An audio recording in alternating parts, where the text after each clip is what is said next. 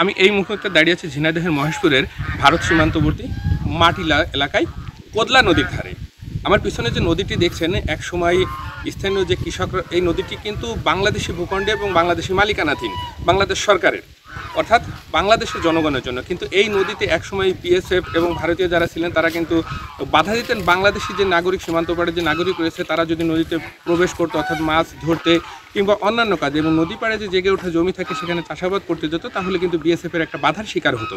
কিন্তু সেই জায়গাগুলো গত কয়েক মাসে বিজিবির প্রচেষ্টায় সেই প্রভাব মুক্ত করা হয়েছে। অর্থাৎ বিএসএফ গেল প্রায় 3 মাস যাবত বাংলাদেশি কৃষকদের এখন আর তেমন কোনো বাধা সৃষ্টি করছে না।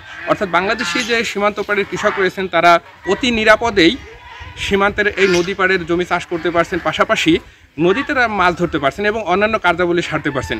এ বিষয়ে কিন্তু তাদের তেমন কোনো অভিযোগ এখন পর্যন্ত পাওয়া যায়নি। মোটামুটি এক কথাই যে কোদলা নদী যে বাংলাদেশি ভূখণ্ডে অবস্থিত, সেই নদীতে কিন্তু বাংলাদেশের সীমান্ত পাড়ের যে কৃষক তারা অতি অনায়াসেই সেই নদীটাকে ব্যবহার করতে পারছেন, তাদের দৈনন্দিন কাজে মাছ ধরা বা অন্যান্য কাজে সারতে পারছেন। এখন আর বিএসএফ কর্তৃক বাধার শিকার হতে হচ্ছে না তাদের।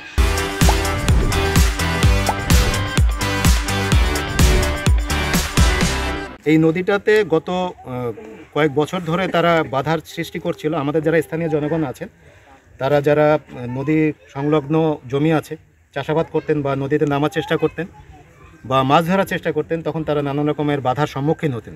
কারা? তো আমাদের যারা স্থানীয় এই এলাকাবাসী যারা আছেন তাদের কথা আমি বলছি, তারা নানান রকমের বাধার সম্মুখীন হতেন।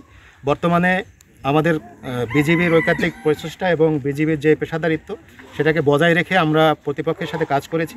বর্তমানে এই নদীতে আর কোনো বাধা নেই, যেহেতু নদীটা বাংলাদেশের অন্তর্ভুক্ত।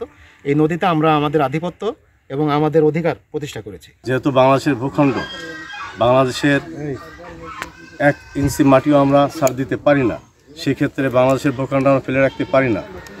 তা স্যারের দিক নির্দেশনায় আমরা ইনশাল্লাহ এই নদীটা অবমুক্ত করতে পেরেছি এবং আমাদের বাংলাদেশের কৃষক যারা আছেন তারা সুন্দরভাবে নদীতে এখন চাষাবাদ করতে পারতেছেন, কোনো প্রকার বাধার সৃষ্টি হচ্ছে না। চাষবাস করতে পারছি, তারপরে মাছও ধরতে পারছি, মাঠঘাটে বেড়াতেও পারছি।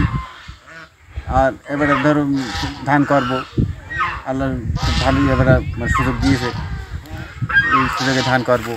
আগে আপনার এই রোডে যেতাম, রোডে গেলে ওই বিএসএফে গালি দিত, ভাগজা, এই আসতে পারবি না, গুলি করবো, বুঝছেন, এই তাল বাহানা ওরা করতে আর কি।